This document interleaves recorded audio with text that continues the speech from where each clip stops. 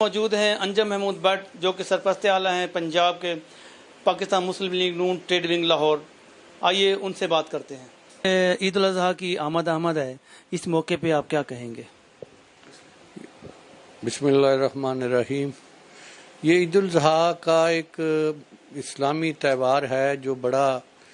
ایک مساوات کے لیے تہوار بنایا گیا کہ جو صاحب حیثیت لوگ ہیں وہ اللہ کی راہ میں سنت ابراہیم کو پورا کرتے ہوئے قربانی کے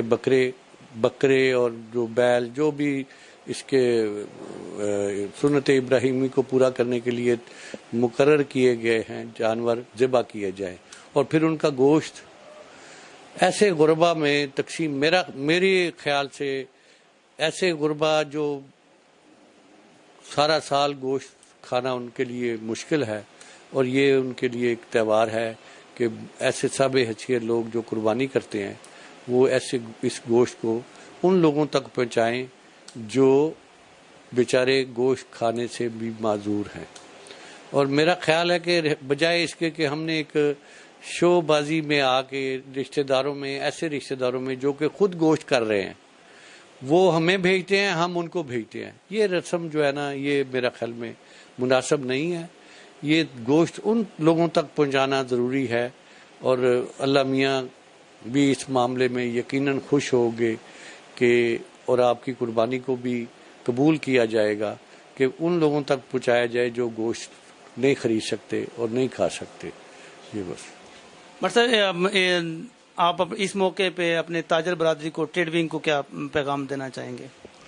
میں اپنے ٹریڈ ونگ مسلم league trade wing Punjab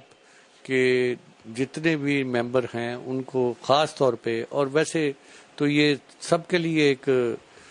request ہے کہ گوشت کو زیادہ سے زیادہ حصہ ان کا غربا تک پہنچائیں اور بڑی منصفانہ تقسیم کریں۔